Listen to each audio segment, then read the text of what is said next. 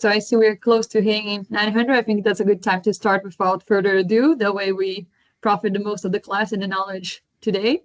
So thank you everyone for coming here today. We are starting our second class of the day. Today we have Pablo Rice with us. So a brief introduction of our lecturer today. He's the head of the Cyber and Emerging Technologies Governance Program at the Paris Peace Forum. In this capacity, he develops multi-stakeholder dialogue tracks on digital security policy, connecting diplomatic circles with the expertise of the private sector and civil society. His work focuses on cyber and hybrid policy, the law of armed conflict, arms control law, and AI risk governance. At Thanks, today, he will deliver a lecture aimed at unpacking the current and future misuse risk of advanced AI in the cyberspace, and we will explore desirable schemes for international governance to address those threats. Again, Pablo Rice, thank you so much for being with us today, and I'll hand it over to you. Thank you very much, Nicole, and thank you everyone for joining us for this lecture today on a topic which, let's say, keep me awake at night for a couple of years now, which is basically the increasing intersection between cybersecurity risk and advanced artificial intelligence risk, and the implication, of course, of this intersection for international security on the one hand and for governance, including international governance on the other. So the title of this lecture is Governing AI Misuse Risk in Cyberspace. And I want to be upfront about why, in my opinion at least, this topic matters. We are living through a period where AI capabilities are advancing at a pace that's definitely outstrips our collective ability to govern them. We are seeing, especially through regular updates from the most advanced AI developers, that at least for the cyber realms, the models being developed today can write code in a decent fashion, discover vulnerabilities in software, craft persuasive, deceptive message, and even orchestrate multi-step operations with a human involvement that is decreasing month after month. So, of course, this is fascinating from a technological standpoint, but it also means that these same capabilities can be, let's say, weaponized just with many traditional cyber tools or dual-use technologies. So our goal today is basically twofold. First, we're going to map the current, let's say, AI-driven cyber threat landscape, meaning what AI misuse actually looks like, who is doing it, and why it tends likely to getting worse. In the second part of this lecture, we will explore the governance tools that are, let's say, already available or that can be envisioned to counter this risk. And we will also be honest about where those tools fall short to date and where the governance gap remain. Next slide, please. So the first part, as I said, is setting the scene. Before we can talk governance, we need to understand what actually we are aiming to govern, of course, and that requires some conceptual clarity, which is less easy than it seems at the first sight. What do we mean by talking about AI misuse risk? How do they differ from other types of AI risk? And where does cyber offense fit in the broader picture? Next slide, please. So when it comes to wonder what are AI misuse risk, basically defining AI misuse is not that easy, just as, by the way, defining what is a malicious behavior in cybersecurity and what is not. And the difficulty basically lies in the fact that depending the nature of the author, the intent, the normative framework that either authorize or prohibit a behavior in certain jurisdictions, the exploitation of AI for certain purposes can be either considered as legitimate and responsible on the one hand, or to be condemned as irresponsible and as a misuse on the other end. But as we need to advance in the lecture for clarity of mind, let's say that at least according to the most endorsed definition, an AI misuse is when someone deliberately uses an AI in a way that is prohibited either by national or international norms, or which is prohibited by the terms and conditions of the model developers, with the intent, the final intent of producing outcomes which are likely basically to produce individuals or societal harms. And the key word here is basically deliberately. This is not about your chatbot providing you with a wrong output because it hallucinated, which is can be called a malfunction. It's not either about, for instance, the slow, diffuse effect of AI on labor markets or information integrity ecosystem. Those are defined as systemic risk. Misuse is about intention. So it's basically someone picking up a powerful tool and using it as a kind of weapon with no authorization to do so. So a useful resource when it comes to define but also categorize misuse risk is the International AI Safety Report, which is chaired by Professor Yoshua Belgio from the University of Montreal, and whose 2026 update has just been released on the occasion of the India AI Impact Summit. So the report identifies several major categories of AI misuse. The first one being cyber attacks. That's the left blank. So of course, this is the core of our lesson today. AI can be used to discover software vulnerabilities, generate exploit code, automate reconnaissance of target networks, and even orchestrate entire attack campaigns with, again, a human in the loop, which is less and less present. The second category of identified misuse risk is the harmful content generation, including for criminal activity more broadly. Think, for instance, about deepfakes, about synthetic media designed for fraud or blackmail. Think also about CSAM, so basically child sexual abuse material, or hyper-targeted scam campaigns, or even like phishing at industrial scale and identity theft. So an impact of AI that we are already witnessing today is basically that AI make it cheaper and faster to produce convincing harmful content at scale that's allowed to sophisticate or to diffuse even more cybercrime activities. The third category of risk is what is commonly called CBRN threats. That is chemical, biological, radiological, and nuclear risk. So there are increasing concerns that basically advanced AI could lower the barrier to creating dangerous substance by providing a step-to-step guidance that would otherwise require a specialized and a very specialized, actually, knowledge. This is a kind of scenario which is already a bit more far-reaching, a bit more about long term, but we are already seeing that some developments, especially in the biological domain, are already at the same time promising, but also very concerning for national and international security. The fourth and last category of risk is, of course, influence operations and manipulation. We are already seeing that state actors, but also organized groups, are using AI to generate disinformation, interfere in elections, and run covert influence campaigning at a scale that would have been, let's say, unimaginable 5 years ago. Also, a last indication, please keep in mind that these categories overlap significantly in many operational contexts. A cyber attack might be part of an influence operation or can use a deceptive content to foster human vulnerabilities. A CBRN threat might involve in the first step, a cyber intrusion to access laboratory systems. And this interconnection is precisely what makes governance so difficult when it comes to misuse risk, because you can't regulate one category in isolation without considering addressing the other ones. Next slide, please. So now let's zoom on cyber offense specifically, which is driven by increasing exploitation of AI. So I want to break it down into 3 dimensions, which you can see in the 3 columns on this slide. What can AI enable attackers to do? What are they trying to achieve? And finally, how do they get around the safeguards which are put in place, especially by developers and deployers of advanced models. So let's start with the left columns, offensive task. So there are a concrete set of things that AI can do for attackers. The first one being malware generation. AI can produce, for instance, polyformic malware, ransomware, and trojans.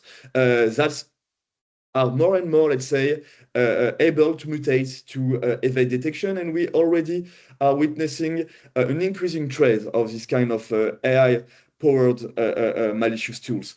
The second task might be about vulnerability discovery. So we are witnessing that models can more and more scan code bases and network configurations to find zero-day exploits, and increasingly faster than human security researcher could do. The third kind of task is about phishing automation. So basically, we are already seeing that AI can craft hyper-personalized spear phishing email in an industrial scale, can more and more tailor to each target using scrubbed social media data. And this content-related, let's say, side of things is maybe where we are currently seeing that AI use is the most effective to date. Maybe two last things, two last tasks actually.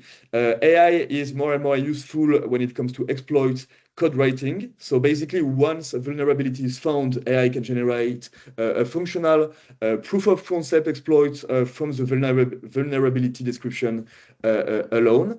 And the last kind of task, which is really fueled by AI now, is basically the very first steps of operations, which are reconnaissance. Basically, AI is more and more able to automate open source intelligence gathering, mapping network, and profile targets.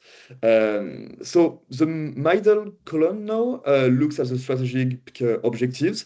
So basically, what attackers are ultimately trying to achieve with these capabilities. So here there are nothing really new compared to traditional cyber attacks, which are not AI driven. Let's just say, but we will come back on that later, that the most documented misuse case to date are about espionage and data exfiltration, followed by credential harvesting, and yeah, in a lesser extent by infrastructure disruption. And then the right column, and this is crucial also for governance to counter this risk, is basically the diversion techniques that are implemented by attackers to basically have the AI supporting their malicious activities. So here, this is something which is completely new compared to the common techniques and procedures that has long been documented for the cyber domain, strictly understood. Since now it's targeting this new vulnerability vector, which is AI systems themselves. That include in particular the prompt injection techniques. So basically embedding idle instructions that override a model's internet behavior. It's also involved jailbreaking, which is crafting adversarial prompts that systematically bypass safety or security guardrails. It also involves, in a certain extent, social engineering when the end users, malicious end user is interacting with a model. So basically, we are seeing more and more attempts where, let's say, the malicious actors, the adversaries are posing themselves as legitimate users. We have also, in order to bypass the AI model safeguards, common new technique, which is task decomposition. So basically, adversaries are breaking an harmful request into a sequence of innocent-looking subtasks, each of which passes safety filters individually, but when it's approached in a combination, this succession of tasks form a complete attack. And lastly, and increasingly, we are seeing the emergence of underground AI tools that are shared on the dark marketplaces, whether uncensored models sold as a service, for instance, FraudGPT, WarmGPT, that have no safety guardrails at all, and that make way easier for adversaries to adversaries to support their criminal or malicious activities. Next slide, please. So now, here's where, let's say, here's where it gets really interesting, but also very concrete. AI-driven cyber offense doesn't emerge from a single failure. It emerged from the convergence of, no, just the previous slide, please. Sorry. Yeah, thank you. So basically, AI-driven cyber offense doesn't emerge from a single failure across the AI lifecycle. It actually emerged from the convergence of what I call three interrelated risk factors. The factor one is about dangerous capabilities. Basically, we are seeing that today advanced AI models possess genuine offensive cyber capabilities, independently, by the way, of the guardrails that are put in place by developers. And the cyber-related capability benchmark shows that AI is progressing extremely fast on many critical tasks for cyber operation, and we will come back on that. The factor two is an alignment issue, an alignment problem. So even when developers try to build safety guardrails, models don't always behave as they intended. They may fail to refuse harmful requests. They may find creative ways around their own restrictions. And a useful resource in this regard is the Cisco AI and Safety Security Framework that highlight that basically misalignment can enable what they call system interference. So basically situations where the model's behavior diverges from its intended safety objective. The factor three is which is basically intertwined as well with factor two, is the remaining vulnerability of AI systems to end-user diversion. This is the jailbreaking problem and the prompt injection problems that I was mentioning regarding the last slide. The critical insight here is that these factors, these risk factors, just don't coexist. They amplify each other. A model, basically, for instance, a model with dangerous capabilities that also has alignment issues and is vulnerable to jailbreaking is exponentially more dangerous than any one factor taken alone. So this is precisely this convergence what's driving the escalations that we are seeing in AI-enabled cyber threats.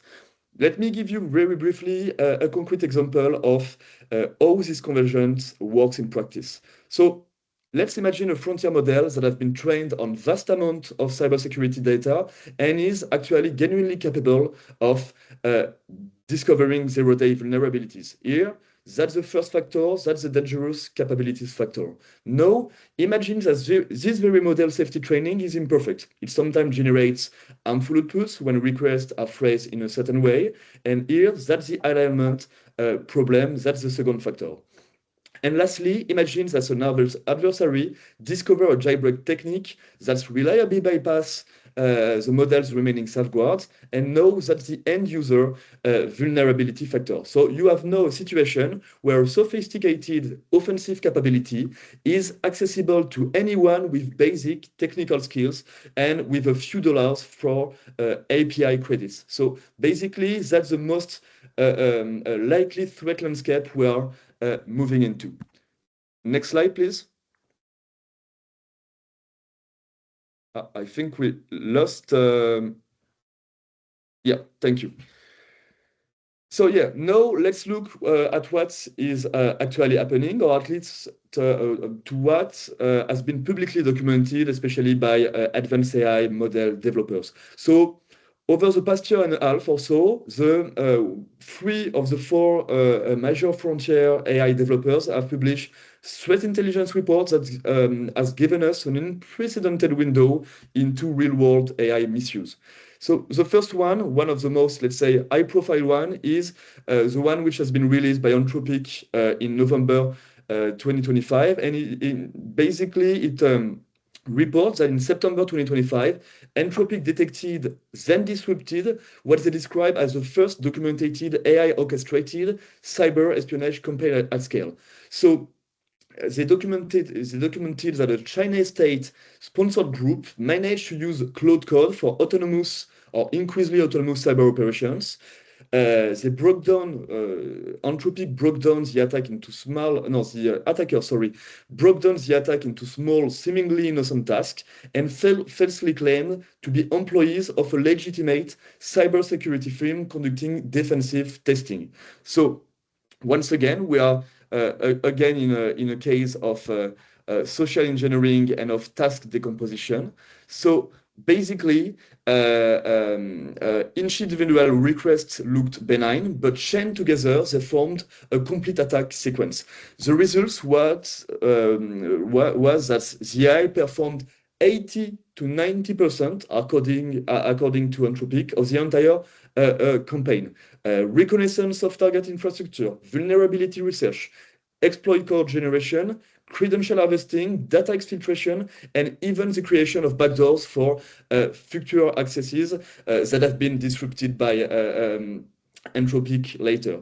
So the human operators, at least according to Anthropic, only intervened at 4 to 6 critical decision points per operations. So that was actually very huge, and I'm sure that some of you have heard about this specific case. The second type of case has been documented by the Google Threat Intelligence Group. In late 2025, they documented the emergence of an entirely new AI-enabled malware families, names like PromptSteal, PromptFlux, PromptLocked. And this is a really new development because they integrate LLM at a runtime, meaning that the malware dynamically alters its behavior by generating new code on the fly. They also tracked over 57 nation-states groups from Russia, China, Iran, North Korea, actively using AI tools for offensive operations, and they also noted the maturation of an underground marketplace for illicit AI tooling that I was referring to earlier in this lecture. The third, let's say, major disclosure effort is from OpenAI. So basically, they started in 2024 and continued in early 2025 and later in 2025 to report on that.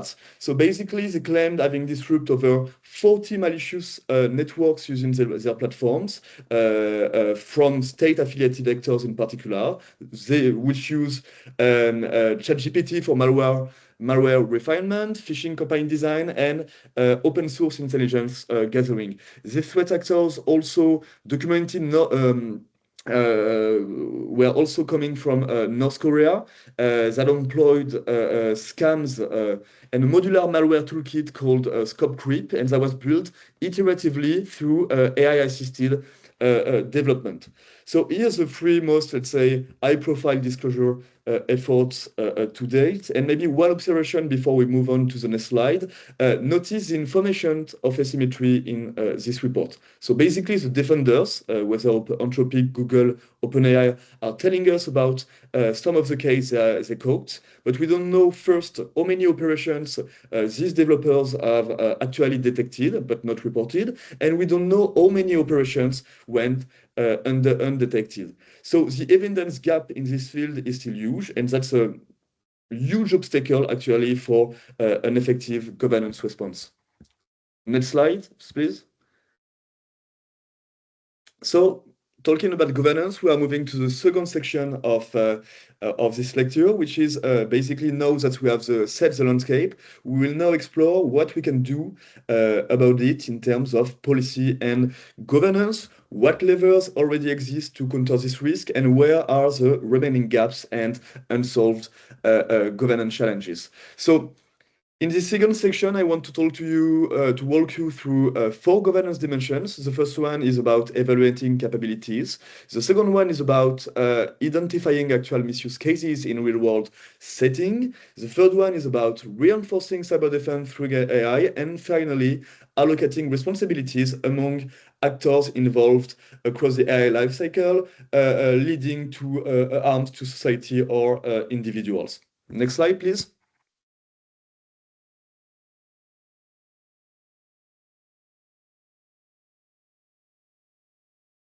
I think we again lost the PowerPoints. Yeah, I'm so sorry. We're having some connection trouble from the side of our colleague. Sure, so that I can drink a bit of water, which is great as well. Small break.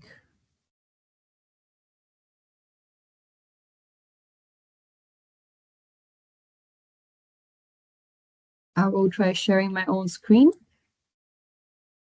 That way we can continue. Yep. The next slide? Next slide, please. Yeah. So the first governance question is really simple. How dangerous is a given AI model? And that's actually key for governance, because before you can restrict or safeguard something in order to prevent that it produce harmful outputs. And if you are not putting in place a global ban on these capabilities, you need to be able to measure it, to measure the capability of advanced AI models in a number of fields. And that's the goal of what we can call a benchmark that has to be developed against specific criteria and thresholds. So an organization very active in this field, especially for cyber AI-driven cyber capabilities, which is a Frontier Model Forum, has published a very interesting framework for managing advanced cyber risks that actually combines several approaches to evaluation. The first approach is a capability, let's say, is about a capability threshold. It's a benchmark about capability threshold. So the idea is you test whether a model can perform specific offensive tasks, say discovering a vulnerability in production code or generating a working exploit. And the goal of the threshold and those benchmark are actually that if the model crosses a certain capability level, it triggers additional safety requirements for the developers or the deployers. The second approach when it comes to benchmark is centered around the outcome threshold. So basically, instead of asking what can this model do, you are asking what, let's say, real-world harm could this model causes. So this connect capabilities to actual consequences. The challenge, of course, when it comes to this, let's say, threat modeling or scenario modeling endeavor is basically that defining comprehensive and realistic harm scenarios is, of course, extremely difficult, and we are witnessing more and more that AI is not behaving the way even the most advanced projections were expecting. The third approach is centered about compute threshold, which is basically much more broad, which is also much more stringent, but it's also very imprecise. The idea is to say that once a certain amount of compute is available for the model to operate, this model should be automatically subject to additional safety requirement, irrespective of what is actually measured for the performance of certain tasks, such as the task needed for cyber attacks. So it's, of course, the most precautionous approach, but it's also the approach which is likely basically to slow down the most innovation. So actually, most of the developers' policy or the national or regional regulations on AI have adopted a nuanced strategy which often combines these different kind of approach so as to operate a certain balance between innovation and risk prevention. But these approaches are, of course, very fragmented, given the different interests at stake, the public interest, the national interest, and of course, when it comes to the AI developers themselves, the corporate interest. Now, and this is crucial in my opinion, let me turn on to the orange box on the right of the slide, because we are seeing, and more analyses are seeing and demonstrating that benchmark have serious limitations and will have more and more in the near future. For instance, the GPI, the General Purpose AI Policy Lab, has published a detailed critique that I think everyone working on AI governance needs to read. So basically, first limitations, according to the GPI Policy Lab, when it comes to benchmark as a meaningful tool for governance is about the evaluation gaming. We are seeing that models are increasingly able to distinguish between test environments and real-world settings. So basically, they are more and more able to behave differently when they are being evaluated versus when they are being deployed. So of course, that undermines the reliability of the benchmarks. The second obstacle is about the narrow scope of the benchmarks. Most benchmarks test very isolated and very specific task. So they basically ask, can this model write a phishing email? Can it generate a buffer overflow exploit? But real cyber attacks are really to be taken as a chain of operations, from reconnaissance to initial access, lateral movement, and exfiltration. So basically, current benchmark don't capture the end-to-end complexity of cyber operations, especially when an agentic scenarios is involved. The first obstacle of benchmark or limitations about benchmark is about reproducibility. So basically, different developers use different methodologies when it comes to benchmarks. We have discussed about the different approaches. A few minutes ago, and basically this makes it nearly impossible to compare results across companies to date, and there is no standardized protocol which is really widely adopted. The Frontier Model Forum is trying to bridge this gap, but a lot of work of harmonization and interoperability remain to be made. The fourth and final limitations about benchmarks is what we called commonly the dual use blindness. Because many of the capabilities that are deemed dangerous offensively are identical basically to capabilities that are valuable defensively. So basically a model that's great at finding vulnerabilities is also great at patching them. So benchmark struggle to distinguish between the two, which creates, of course, a fundamental measurement problem. So benchmark are still a useful resource and a useful tool, but they are definitely far from being sufficient. So we need to be really honest about their limitations as we build governance frameworks around them. Lastly, maybe before moving to the next slide, is that benchmark measures actually what a model can do today, but under controlled conditions. But the threats we are trying to govern is what a model might enable tomorrow in adversarial conditions, in real-world settings, when combined with other tools in the hand of creative or motivated attackers. So no benchmark, at least to date, can fully anticipate that. And this is why many experts argue that capability evaluations need to be complemented actually by other governance approaches that we will detail. For instance, monitoring, incident response, and structural measures rather than treated benchmark as a standalone solution. Next slide, please.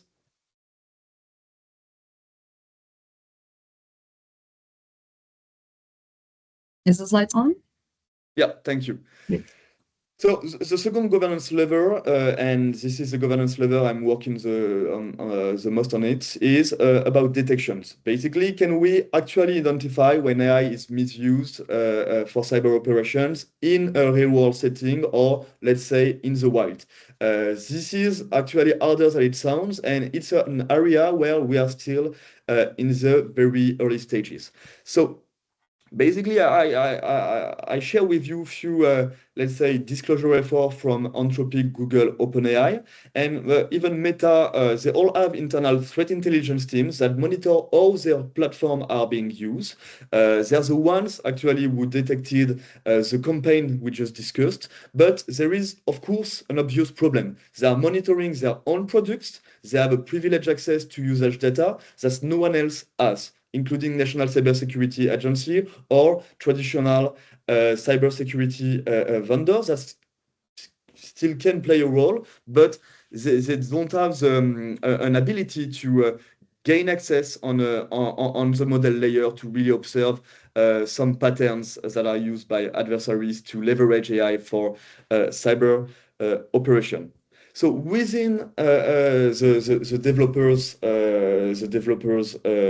companies, we need dedicated to really shed light, on the risk landscape in the wild. We need dedicated AI threat intelligence units with developer that is essential, and they need to be separate from the product teams with the authority and resources to investigate misuse seriously.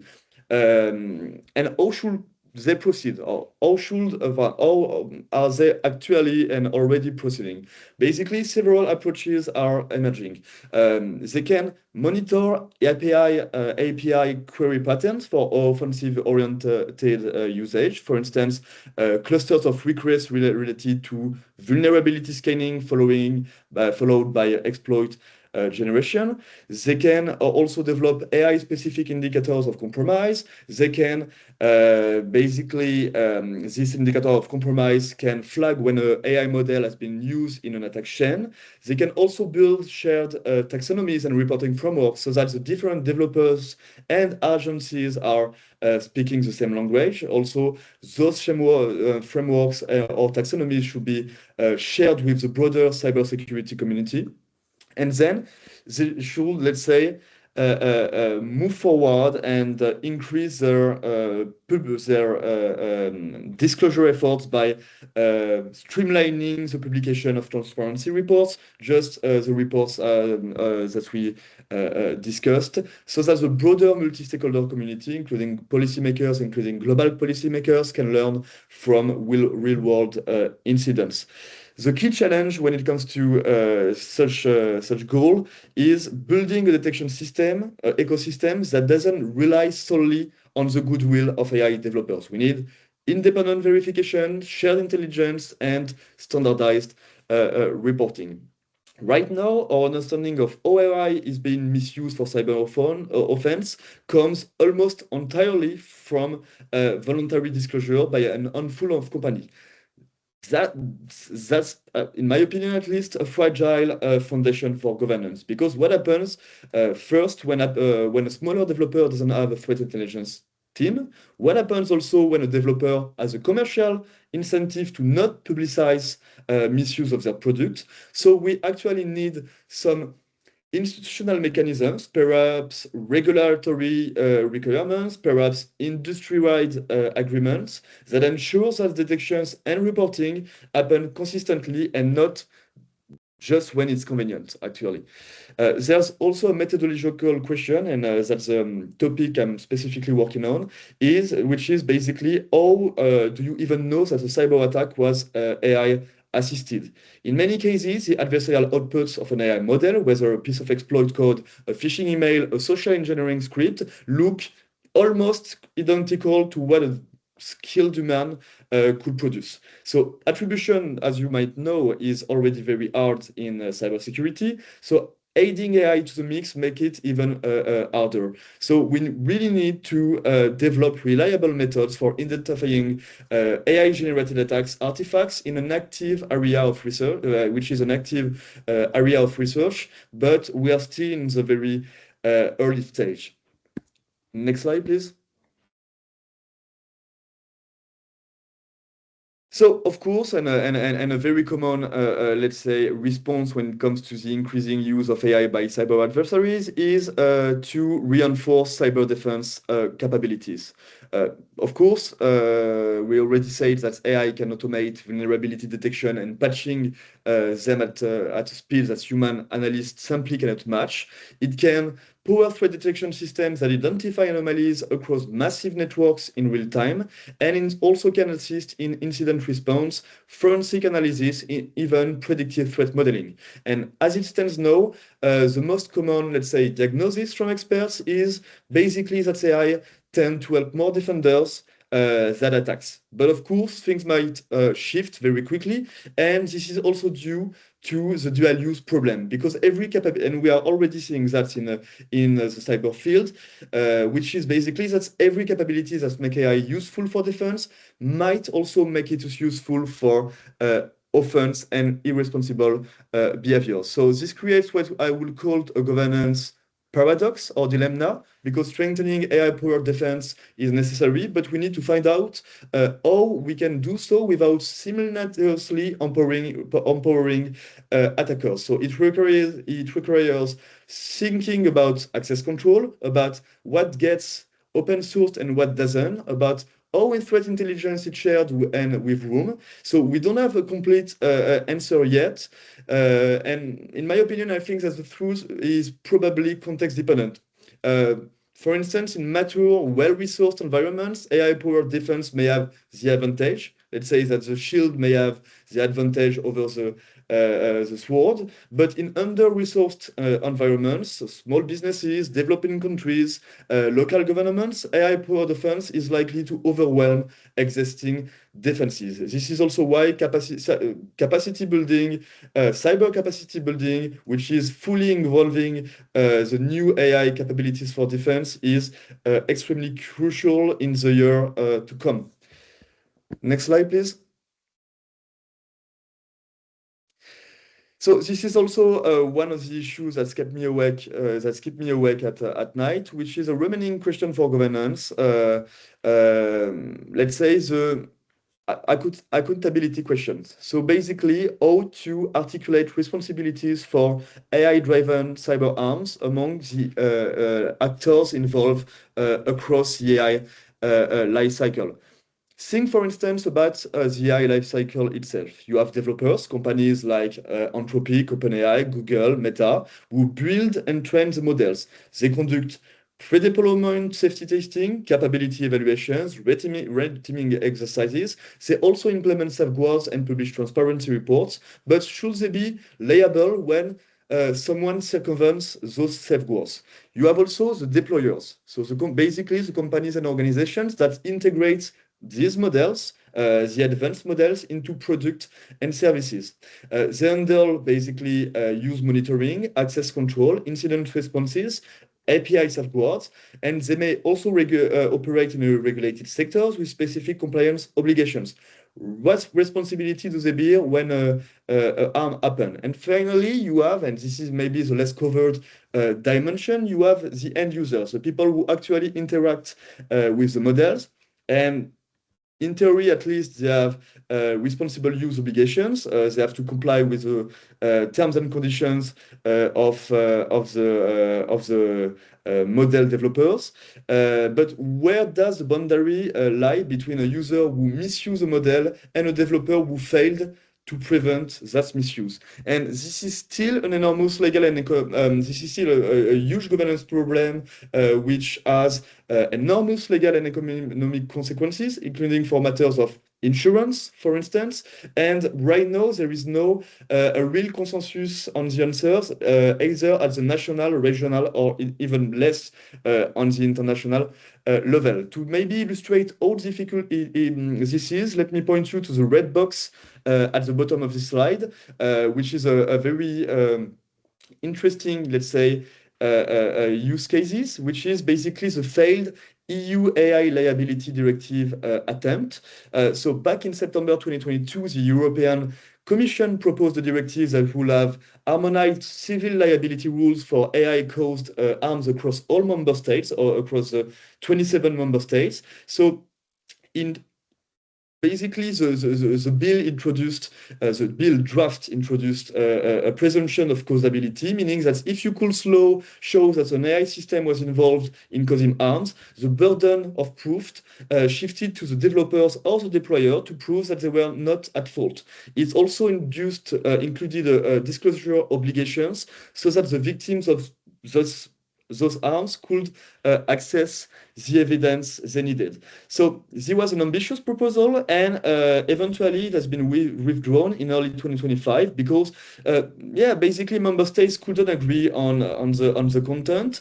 Some thought that it was too burdensome for the industry. Others thought that it didn't go far enough, and there was an intense pressure from the industry, but not only for, let's say, a regulatory simplification effort in the context of European competitiveness concerns when it comes to AI. But this is not just a European problem. Globally, we are seeing the same pattern. And for cyber arms, when it comes to cyber arms specifically, this is still a major art. For instance, if an AI model is used to launch a cyber attack, who is the victim is going to sue? Maybe the developers who built the model, maybe the deployer who made it available through an API, or maybe the end user who wrote the malicious prompt. And in many jurisdictions, there is just actually simply no clear legal framework for, let's say, distributing the responsibilities and for answering this question. So that's really something the multi-stakeholder community need to work on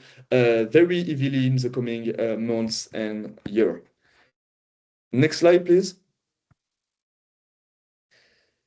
So we are about to wrap up the lecture. So just few takeaways to summarize what I've been talking about during the last hour. So takeaway one is that AI misuse risk is not in cyberspace is not let's say an hypothetical scenario. It's now real. It's documented and escalating. We are not talking about just dystopian histories. We have now detailed threat intelligence from multiple developers showing state-sponsored espionage campaigns, novel AI-enabled malware, and a maturing underground market for offensive AI tools.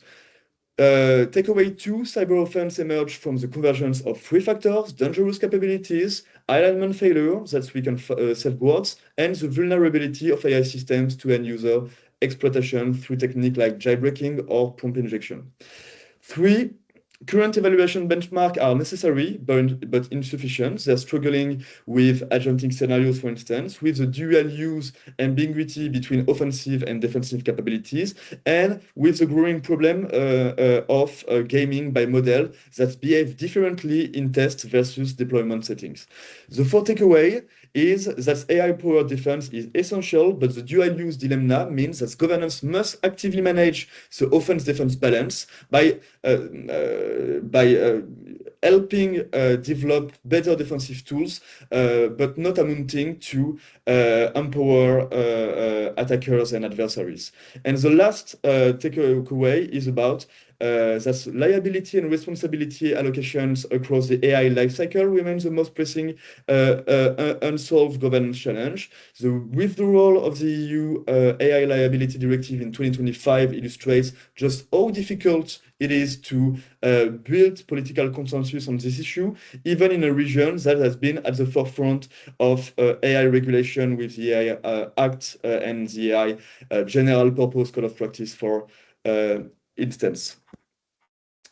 Thank you very much, and I'm happy to take questions.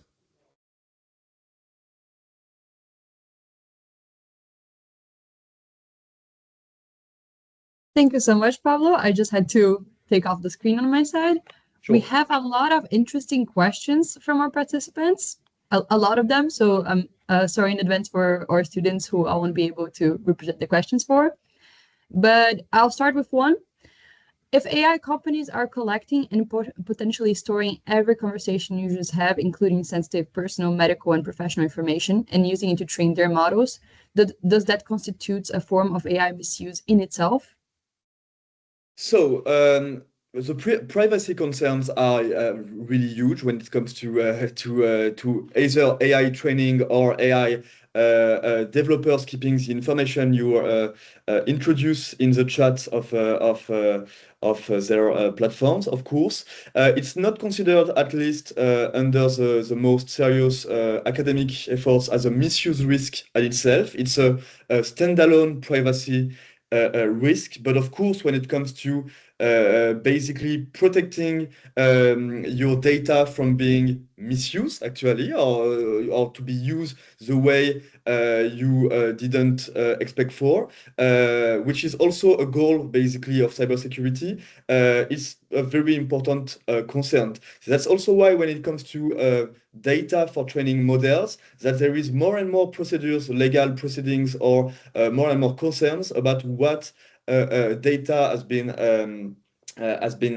exploited, and I think that there will generate a lot of contentious cases in the coming years with between individuals or of individuals and AI developers, of course. Yeah.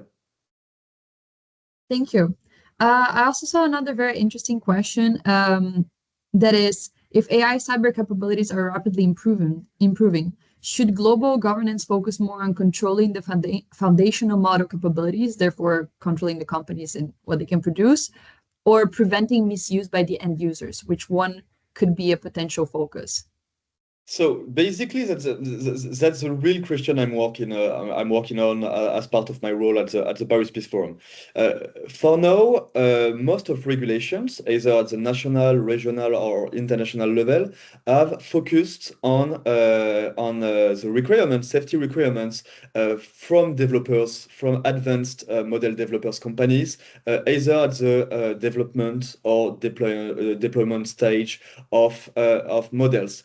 And basically, not much has been done when it comes to, let's say, maybe updating existing regulations or creating new regulations when it comes to prohibiting end users misuses, basically. That being said, we are also seeing when it comes to developers and deployers requirements that we are at the very middle, of a very of a clash, let's say, at the intersection of geopolitics and normativity, of course, especially let's say, the contrast between the endeavor, let's say, of the Trump-Vance administration in the US, which is basically really much focused on let's say, expanding AI champions and deregulating versus the European Union, which is very good to draft very comprehensive piece of legislations without having a lot of big champions when it comes to frontier AI. So yes, it's still much more advanced from the developers' requirements side, whether if it's imperfect and in the very middle of a big storm, of a big transatlantic storm between EU and US. And I really think, in my opinion, that we have a lot of progress to make when it comes to the, let's say, the end point of the AI life cycle about let's say, regulating end users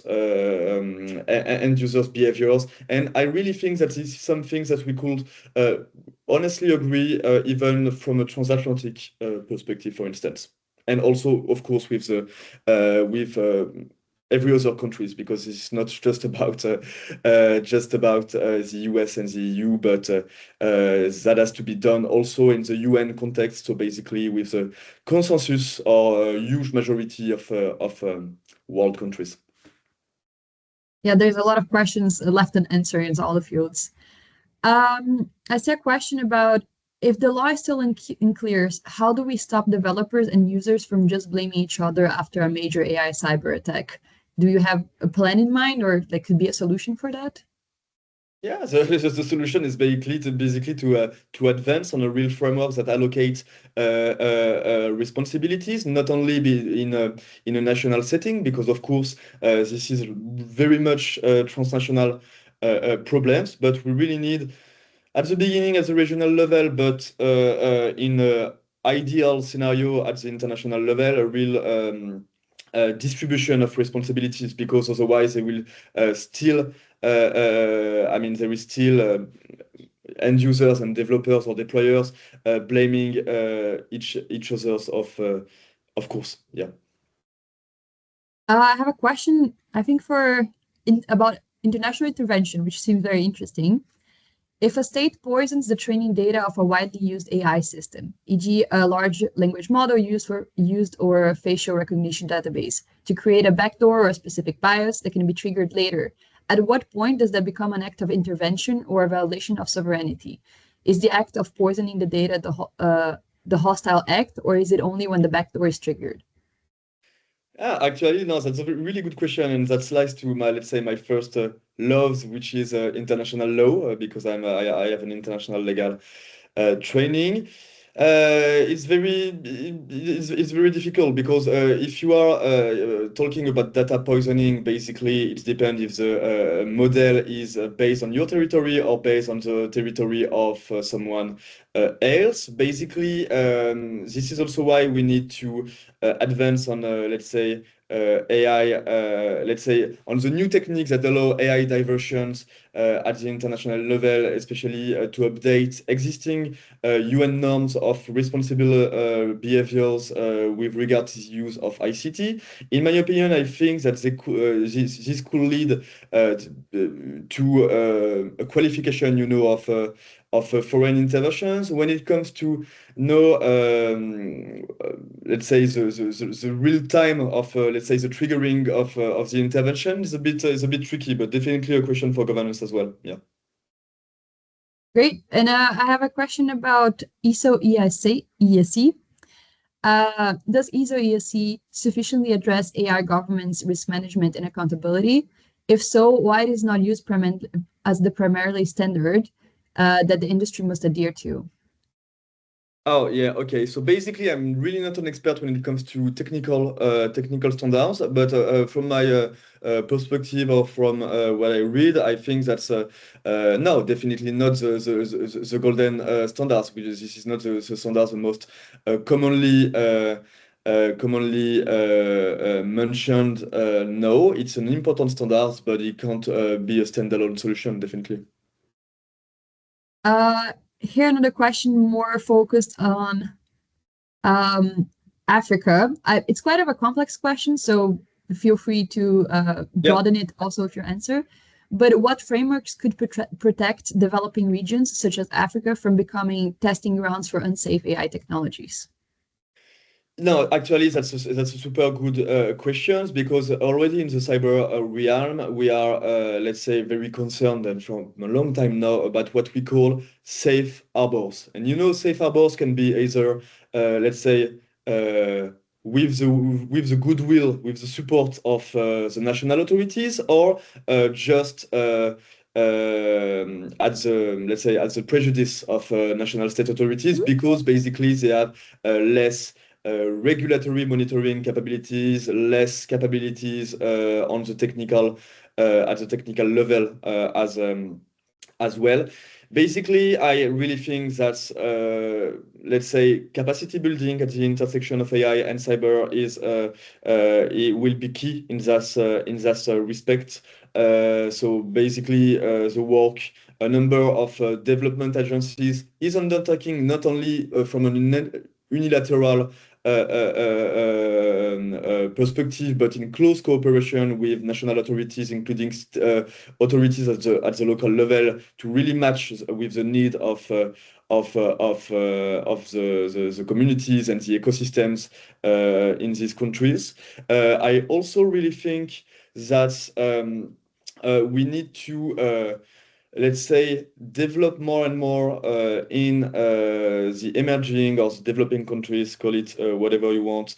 We really need to expand the network of AI safety institutes. Basically, in Africa, for instance, I think that only Kenya has its own AI safety institute, which is part of the international network of AI safety institutes, but this network is basically made by, let's say, 80% of very developed countries. So I really need that the goal of this network in the coming months or coming year will be really to let's say expand the awareness raising, but also the sharing of intelligence of good practices and lessons learned on about the, let's say, the successes, but also the remaining gaps when it comes to building its own national AI safety or security institute. Yeah. Thank you so much. We're closing to the end of the course, but I was just wondering if we could ask one more question on careers Yeah. because I saw some people asking. So you're in the field of global governance of AI. How did you got there, and do you have any tips for anyone who would like to do the same area than you or work in the same area? So that's that's a funny question, because like there was not let's say a vocation, from when I was 5 years old, for instance. It's really a succession, of interesting and good opportunities. As I told you earlier, I'm from an international legal training. As part of my master degree, I basically dig a bit more into, let's say, the international law consequences of cyber influence operations. So that was, let's say, my first approach of this kind of digital related topics. Then I started working at the French Ministry for Armed Forces on the interpretation and implementation of international humanitarian law in operational context. Then I moved quickly to the UN to work on the control of conventional arms, so not cyber weapons, but very traditional and old weapons. And then based on my already quite solid, let's say, knowledge of let's say the normative challenges when it comes to cyber operations, I integrated the Paris Peace Forum, which is a quite new organization. It has been established in 2018, and then I helped to develop the AI, the emerging technologies and cyber security governance program, which I am now heading. So that's really a succession, and I think that's for many policy-related work in the international scene, let's say, it has to be, it's a very, let's say, packed and tense job market. Maybe Nicole, you won't disagree either. So, if you are really passionate about cybersecurity, you have more and more cybersecurity policy courses as part of for instance, international relation degrees as part of international security degrees. And if you are much more interested to the technical side of things, I advise you maybe to go for, let's say, an engineering or computer science training, whether postgraduate or just a professional training. But try, let's say, to keep, an eye on the policy developments, because I think that policy developments and technical developments have to and will intersect more and more, considering the pace of the technology. Well, thank you so much for your wise words of advice. I'll definitely take some for myself. And thank you again for this class today. It was very insightful. A lot of thanks in the chat also from our students, and hope to see you again. Thank you so much. Thank you so much. Bye-bye.